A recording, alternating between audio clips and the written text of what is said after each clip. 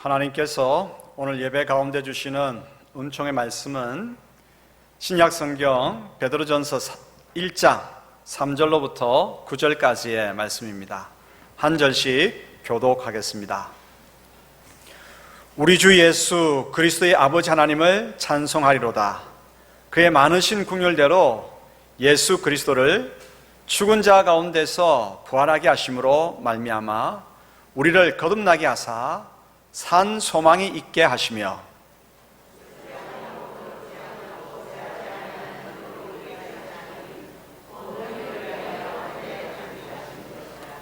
너희는 말세에 나타내기로 예비하신 구원을 얻기 위하여 믿음으로 말미암아 하나님의 능력으로 보호하심을 받았느니라.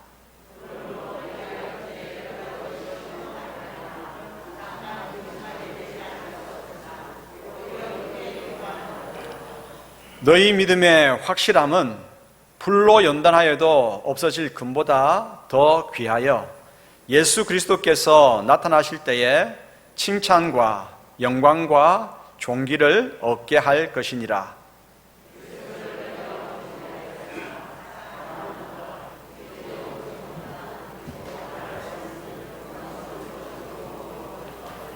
믿음의 결국 곧 영혼의 구원을 받음이라. 아멘.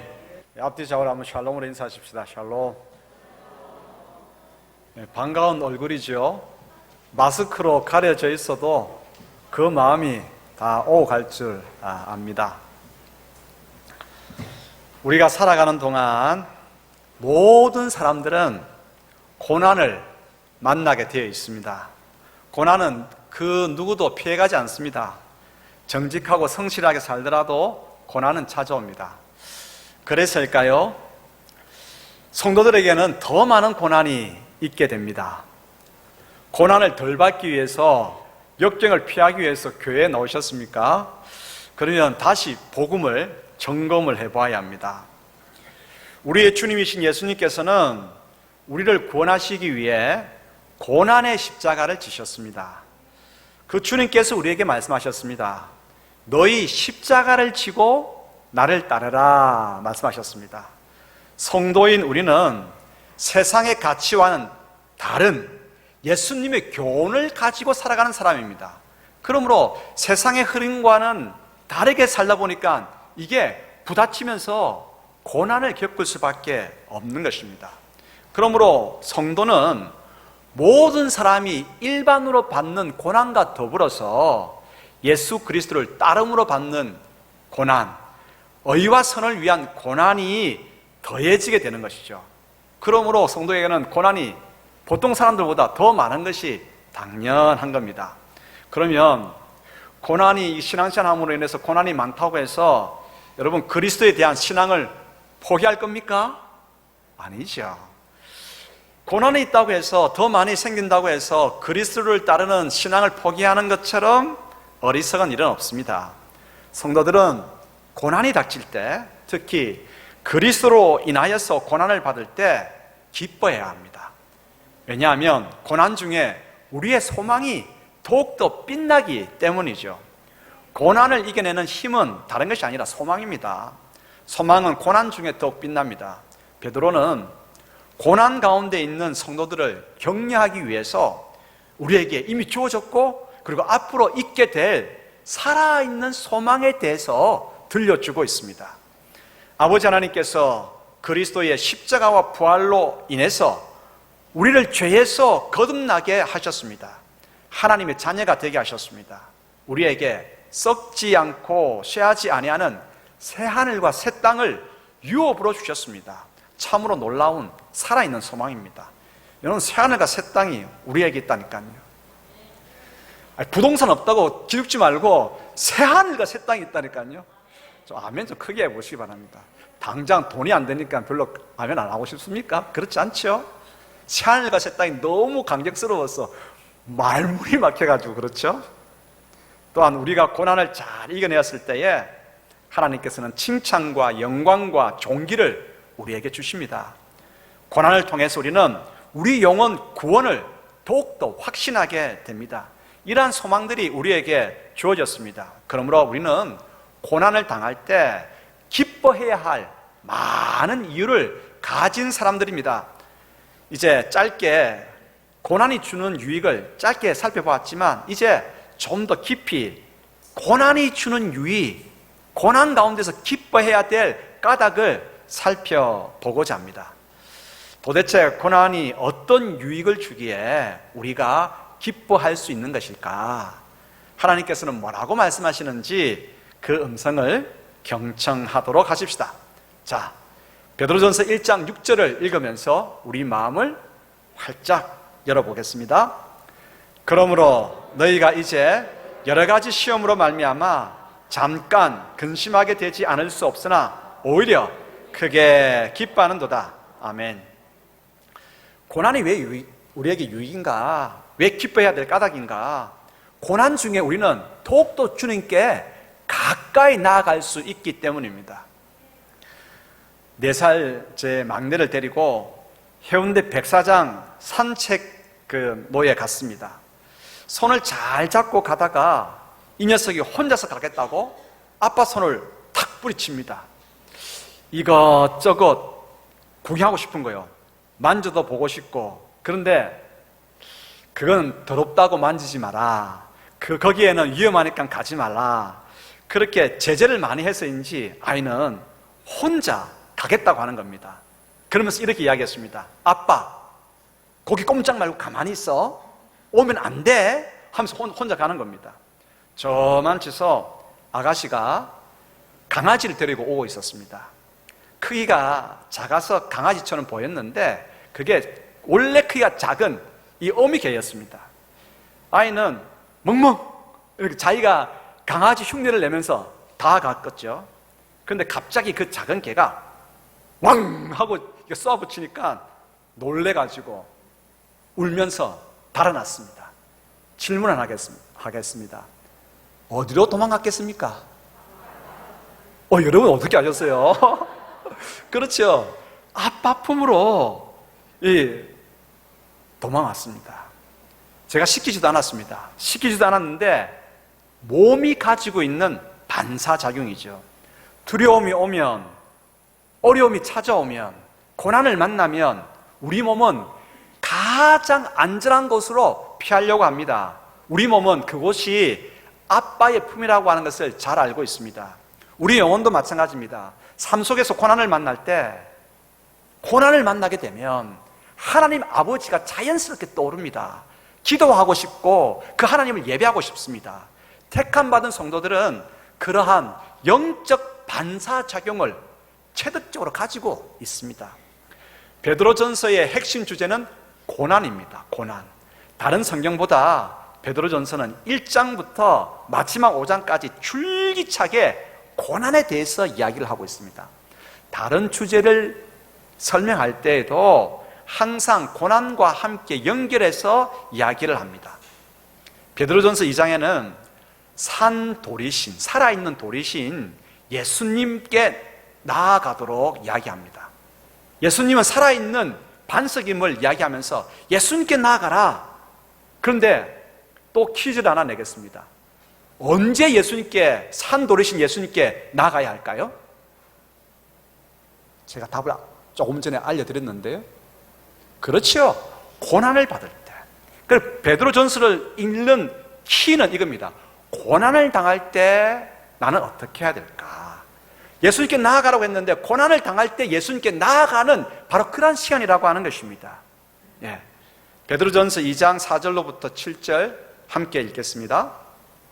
사람에게는 버림받아 되었으나 하나님께는 택하심을 입은 보배로운 산돌이신 예수께 나아가 너희도 산돌같이 신령한 집으로 세워지고 예수 그리스도로 말미암아 하나님이 기쁘게 받으실 신령한 제사를 드릴 거룩한 제사장이 될지니라. 성경에 기록되었을 때 보라 내가 택한 보배로운 모퉁이 돌을 시온에 두노니 그를 믿는 자는 부끄러움을 당하지 아니하리라 하였으니 그러므로 믿는 너희에게는 보배이나 믿지 아니하는 자에게는 건축자들이 버린 그 돌이 모퉁이의 머릿돌이 되고. 아멘. 우리는 아프리카 선교사 리빙스톤을 잘 알고 있습니다. 영국이나 미국 믿음의 가문에서는 자녀들의 이름을 지을 때 성경에서 영감을 얻어서 짓는 경우가 많죠. 아프리카의 유명한 선교사 리빙스톤도 마찬가지입니다. 예수님께서 살아있는 돌입니다. 리빙스톤입니다. 세상의 건축자들은 이 리빙스톤, 살아있는 이 돌이 못났다고 버렸습니다. 하지만 하나님께서는 그 돌을 성전의 머릿돌, 모퉁이돌로 삼으셨습니다. 성도들이 산돌이신 예수님께 나아가서 연결되어지면 놀라운 일이 일어나게 됩니다. 이름까지라도 리빙스톤으로 이렇게 바꾸면서 한번 예수님께 연결되어지는 노력을 한번 해보십시다. 그러면 예수님께서 살아있는 모퉁이돌이 되시기 때문에 그분께 연결되어지면 이게 놀라운 일이 벌어져요. 어떻게 벌어지느냐? 살아있는 돌이기 때문에 우리가 그 돌에 연결되어지면 우리 또한 점점 우리가 세워지더라는 거예요.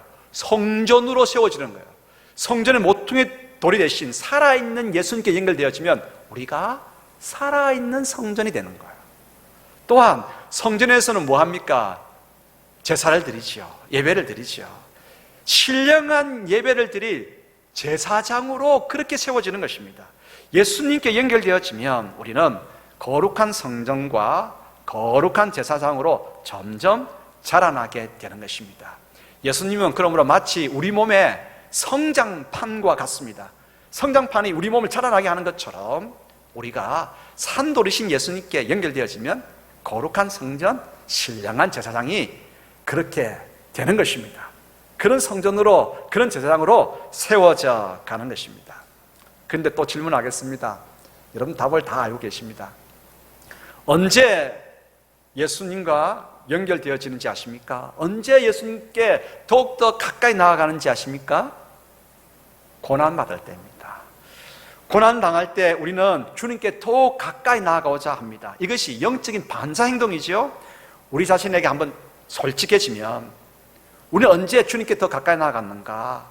어려움을 당했을 때입니다. 고난을 만나면 주님이 생각나고 주님께 안기고 싶고 주님께 기도하고 싶어집니다. 그러므로 고난을 만났을 때 불평하거나 원망하지 마십시다. 온전히 기뻐하십시다. 산돌이신 예수님께 나아가는 기회로 삼아 보십시다.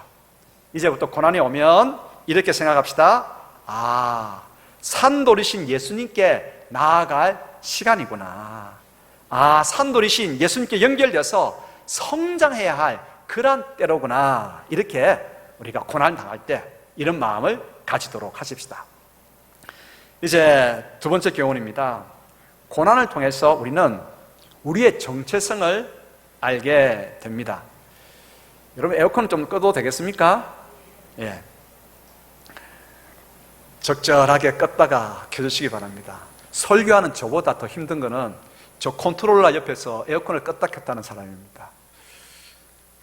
에어컨을 켜면 소리가 막 새하는 소리 때문에 여러분도 설교에 집중하기 힘들고 저도 배나 힘이 들어요. 여러분들께서 마스크를 쓰고 지금 예배 참석하시는 것에 대해서 제가 칭찬을 많이 합니다. 잘하고 계십니다. 마스크 쓰고 있기 때문에 산소가 많이 부족할 거예요. 그러니까 집중하는 것이 좀 떨어질 텐데 그래도 초롱초롱하게 새겨 들으십시다. 두 번째 교훈입니다. 고난을 통해서 우리는 우리 자신이 누구인지 알게 됩니다.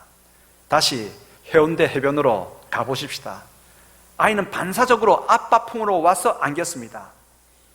아빠 보고 따라오지 말라고 한 것이 어린아이지만 왠지 부끄럽겠죠. 그래서 이렇게 꼬마는 이야기합니다. 많은 말을 하지는 않습니다. 딱 한마디 합니다. 뭐라고 하겠습니까? 아빠? 왜요? 안기니까 편안해서 안전해서 좋고 그 다음에 조금 전에 아빠 따라오지 마, 고개 가만히 있어, 그렇게 말한 것이 왠지 부끄럽기 때문입니다. 꼬마들도 알 건 알아요. 그래서 아양을 부리는 겁니다. 아빠라고요. 우리는 어떻습니까? 하나님께서 자꾸 성경 말씀으로 이렇게 해야 돼, 저렇게 해야 돼, 이 잔소리처럼 들려서 불쾌합니다. 그래서 하나님, 저도 이제 성인이에요. 좀 가만히 계세요. 나 혼자 잘할 수 있단 말이에요. 그렇게 톡 하나님께 쏘아붙이지는 않았습니까? 그리고 혼자 신나게 이 일도 저 일도 해보았습니까? 그리고 고난을 만났습니다. 고난을 만났을 때 지금 우리는 어디에 있습니까? 지금 내가 있는 곳은 어디입니까? 아버지 품이죠. 그래서 미안하기도 하고 부끄럽기도 하고, 우리가 지금 있는 곳은 아버지 품입니다. 예수 그리스도의 가슴이고 성령님의 전무덤입니다. 괜히 부끄러워지죠. 하나님께 톡 쏘아 붙였던 것, 하나님 없이 내가 혼자 살려고 했던 것 부끄러워지죠. 그럼 우리도 한번 하나님께 아양을 한번 떨어보십시다. 나의 자 다 불문하고 다 한번 해보십시다. 아빠. 하나님께서 뭐라고 답하시겠습니까? 이놈의 문디짜스, 아빠 내비두고 혼자 갈 때는 잘도 가더만 왜 왔노? 이렇게 하시겠습니까? 절대 그렇게 하지 않으십니다. 그래, 아빠다, 사랑하는 아들아. 그래, 아빠다, 사랑하는 예삐야, 말씀하십니다. 아빠 하나님이 들려주시는 이 말에 우리 자신이 누구인지 분명하게 깨닫습니다. 나를 지금 안고 있는 그분이 누구신지 우리는 더욱더 분명하게 우리는 인식하게 됩니다. 베드로전서 2장 9절 읽겠습니다. 그러나 너희는 택하신 족속이요 왕같은 제사장들이요 거룩한 나라요 그의 소유가 된 백성이니 이는 너희를 어두운 데서 불러내어 그의 기이한 빛에 들어가게 하신 이의 아름다운 덕을 선포하게 하려 하심이라. 우리는 창세 전부터 택한 족속이고 하나님의 자녀입니다. 우리는 세상을 위해 기도하고 치유의 손을 펼칠 왕같은 제사장들입니다. 우리는 하나님의 거룩한 백성으로 거룩한 나라를 이룰 것입니다. 우리는 하나님께서 친히 전능한 손으로 붙드시는 하나님의 친백성이고 하나님의 자녀입니다. 우리는 어둠의 나라에서 빛의 나라로 하나님께서 구원해 주셨기에 이 정체성을 깨닫게 됩니다. 그러므로 누가 세상에서 가장 복 있는 사람이고 복된 사람이겠습니까? 바로 우리들입니다. 그러므로 우리 옆 사람과 이렇게 한번 인사해 보십시다. 마스크를 꼭 끼고 침 튀지 않게 이렇게 한번 이야기해 보십시다. 가장 복된 분 옆에 앉아 있다니 제가 영광입니다. 자, 해보시겠습니다.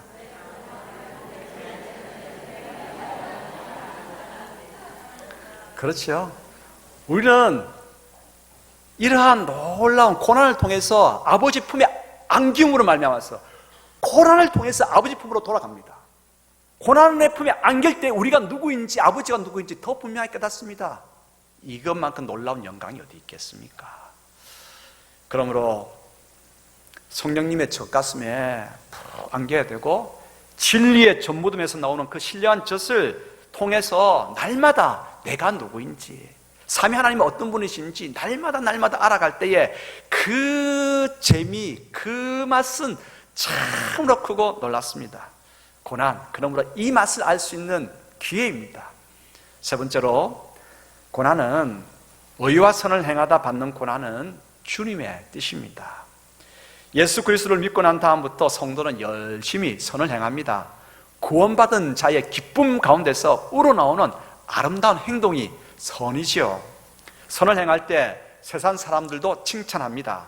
그런데 세상 사람 가운데 칭찬한 부류도 있지만 그리스도 안에서 행하는 선이기 때문에 그것을 꼬투리 삼아서 핍박하고 비박하는 사람들이 꼭 있습니다. 왜냐하면 세상의 가치와 하나님 백성의 가치가 다르기 때문에 오는 충돌입니다. 이때 낙심해서는 안 됩니다. 베드로전서 3장 13절, 14절 그리고 17절 읽겠습니다. 또 너희가 열심으로 선을 행하면 누가 너희를 헤아리요 그러나 을을 위하여 고난을 받으면 복 있는 자니 그들이 두려워하는 것을 두려워하지 말며 근심하지 말고 선을 행함으로 고난받는 것이 하나님의 뜻일진데 악을 행함으로 고난받는 것보다 나으니라. 아멘. 그리스도 안에서 을을 행하다 받는 고난은 누구의 뜻이라고요? 하나님의 뜻입니다. 예수님께서도 친히 팔복의 말씀 가운데서 이렇게 말씀하셨습니다. 어를 위하여 박해를 받는 자는 복이 있나니 천국이 그들의 것이니라 말씀하셨습니다. 하나님께서는 이 어를 위해서 고난받는 자들에게 하늘의 복을 주십니다. 그냥 복이 아닙니다. 무슨 복요? 하늘의 복입니다. 우리 삶 가운데 진짜 필요한 복입니다. 약함을 강함으로 채웁니다. 땅을 하늘로 채웁니다. 지식에 지혜로 보충합니다. 삭막함에 정감을 더합니다. 두려움에 하늘의 용기를 공급합니다. 떨리는 마음에 믿음을 주입합니다. 고난을 통해서 하나님께서는 이런 복을 우리에게 주십니다. 우리가 이런 고난을 받을 때, 을을 위해서 이런 고난을 받을 때에 우리가 지금 어떻게 살고 있다고 하는 것일까요? 예수 그리스도의 제자로서 하나님의 백성으로 제대로 살고 있다고 하는 그러한 증표이겠죠. 그러므로 을을 위하여서 받는 고난은 결코 불행이 아닙니다. 실패도 아닙니다. 오히려 하늘의 복이 주어지고 그리스도의 참된 제자임을 보여주는 증표입니다.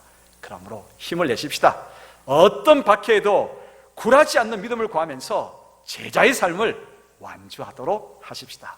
네 번째 교훈입니다. 불같은 시험은 연단의 과정입니다. 나무를 심고 나서 그 나무에 따라서 적절하게 물을 줍니다. 그리고 그 나무가 새로 심겨진 땅에 잘 안착하기 위해서는 어떻게 해야 될까요? 그 다음은 하늘을 의지해야 합니다. 왜냐하면 바람이 불어야 하기 때문입니다. 살랑바람이 아닙니다.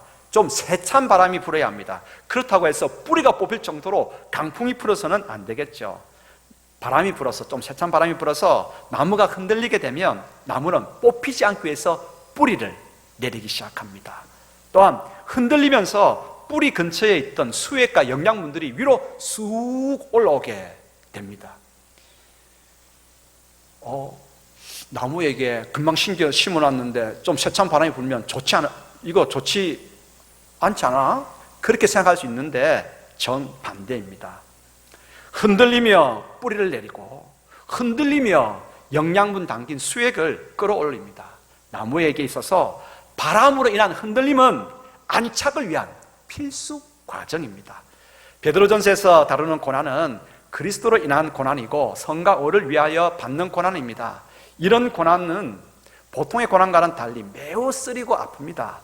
그래서 성경은 오늘 뭐라고 기록하고 있습니까? 불같은 시험이라고 이야기하고 있습니다. 하지만 그리스도를 위하여 받는 고난, 선과 의를 행하다가 받는 고난, 이 불같은 고난이 우리를 더욱더 성숙하고 더 깊고 넓게 만듭니다. 우리의 믿음과 성품이 언제 깊어지고 언제 성숙해졌습니까? 평안할 때가 아니죠. 고난의 바람이 세차게 불어올 때입니다. 특히 그리스도로 말미암아서 고난받을 때입니다. 그러므로 믿음의 삶에서 고난이라고 하는 것은 연단의 과정입니다. 우리를 더욱 믿음에 굳게 서게 하고 그리스도의 영광스러운 고난에 동참하게 합니다. 여러분, 그리스도의 영광스러운 고난에 동참한다, 참 복 있는 거거든요. 베드로전서 4장 12절 13절 읽겠습니다. 사랑하는 자들아, 너희를 연단하려고 오는 불시험을 이상한 일 당하는 것 같이 이상히 여기지 말고 오히려 너희가 그리스도의 고난에 참여하는 것으로 즐거워하라. 이는 그의 영광을 나타나실 때에 너희로 즐거워하고 기뻐하게 하려 함이라. 그리스도인으로서 받는 고난을 그러므로 부끄러워하지 말고 기뻐하고 즐거워하십시다. 이 고난은 나를 성숙하게 만들고 그리스도의 고난에 참여하게 만듭니다. 진짜 힘드시거든 어떻게 하면 되겠습니까? 우리 그 고난받는 삶을, 고난받는 마음을 미쁘신, 진짜 믿을 만한 그 미쁘신 하나님께 내어 맡기면 됩니다. 의탁하면 됩니다. 이것이 고난당할 때 우리가 선택할 수 있는 최고의 안전이고 가장 든든한 방어막입니다. 베드로전서 4장 19절 읽겠습니다. 그러므로 하나님의 뜻대로 고난을 받는 자들은 또한 선을 행하는 가운데 그 영혼을 미쁘신 창조주께 의탁할지어다. 아멘. 성도 여러분, 코로나19 사태로 많은 어려움이 우리 가운데 닥치고 있습니다. 이러한 고난이 있을수록 또 이러한 고난 때 더욱더 믿음의 생활 잘하기 위해서 애를 쓸 때에 애를 쓰면 어떻게 된다고요? 더 고난이 옵니다. 일반의 고난과 더불어서 우리를 위한 고난이 더해집니다. 고난이 가중될 때 어떻게 해야 되겠습니까? 하나님의 은혜에 우리 자신을 내어 맡기십시다.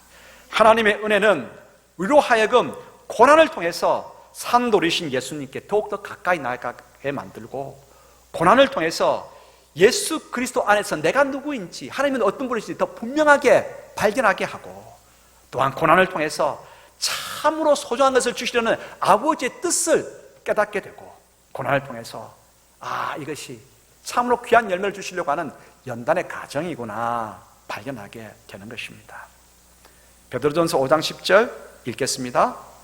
모든 은혜의 하나님 곧 그리스도 안에서 너희를 부르사 자기의 영원한 영광에 들어가게 하신 이가 잠깐 고난을 당한 너희를 친히 온전하게 하시며 굳건하게 하시며 강하게 하시며 터를 견고하게 하시리라. 고난이 결코 우리를 흔들어 놓지 못합니다. 하나님께서 주신 은혜로 말미암아서 고난이 우리를 온전하게 하고 굳건하게 하고 강하게 하고 우리의 삶의 틀을 더욱더 견고하게 할 것입니다. 그러므로 고난 찾아오거든 불평하고 원망하고 그렇게 하지 마시고 기뻐하십시다. 주님 감사합니다. 감사합니다. 폭풍우가 치던 어느 겨울 밤이었습니다. 세찬 비바람이 치더니만 겨울 날씨에 천둥 번개가 막 내렸습니다. 창문이 뒤 흔들리고 나중에는 전기마저 나가버렸습니다. 이번에 지난주에 문현동에 비가 많이 와가지고 문현동 빌딩 두 채가 그만 전기가 나가가지고 아직도 지금 전기가 안 들어와서 냉장고 틀지 못하고 난민 신세에 있는 우리 교우들이 몇 분이 계세요. 여기도 지금 앉아 계시네. 보니까 전기가 나가버렸습니다. 얼마나 무섭겠습니까? 겨울에 그 전기로 히팅을 했는데 얼마나 춥고 떨었겠습니까? 그 사납고 무섭기만 하던 밤이 지나고 아침이 되었습니다. 날이 환하게 밝았습니다. 두려워가지고 떨던 딸아이가 아빠의 품에 안겨서 겨우 잠에 들고 이제 아침을 맞았습니다. 딸아이가 아빠에게 이렇게 이야기합니다. 아빠, 어제 그 천둥 번개 치던 가운데서 하나님은 어디 계셔서? 어디 계셔서? 왜 우리를 무섭게 그렇게 내버려 두셨어? 곤란한 질문을 받았습니다. 여러분 같으면 뭐라고 말씀하시겠습니까? 이 아빠가 참 지혜롭네요. 이 아빠가 이렇게 답변을 했습니다. 하나님께서는 어젯밤에 아침을 만들고 계셔서 오늘같이 찬란한 아침을 말이야. 고난이 왔습니까? 풍랑이 불어닥칩니까? 힘들고 어렵고 속이 뒤집어지고 헤집어져서 쓰라립니까? 고난이 주는 유익이 크고 놀랍습니다. 하나님의 뜻은 우리를 내팽치는 것이 아닙니다. 하나님의 놀라운 은혜를 부어주시는 것입니다. 고난을 통해서 말입니다. 하나님께서 고난을 통해서 우리에게 놀라운 은혜를 부어주실 텐데, 그러므로 기쁘게 맞으십시다. 고난 가운데서 더욱더 이 주 예수 그리스도께로 가까이 나가고 하나님의 놀라운 은혜 가운데 푹 한번 젖어들게 되기를 소원합니다. 기도하겠습니다. 아버지 하나님 감사합니다. 고난을 피하려고만 했고 고난에게서 숨으려고만 했습니다. 이제 하나님께 고난의 삶을 내어 맡기며 하나님께서 붙들어 주시는 가운데서 맞서 견뎌보겠습니다. 연단의 과정을 통해서 더욱더 귀한 하늘의 신령한 열매들을 맛보기를 원합니다. 더 성숙하게, 더 하나님의 자녀답게 빚어 주시옵소서. 예수 그리스도 이름으로 기도드리옵나이다. 아멘.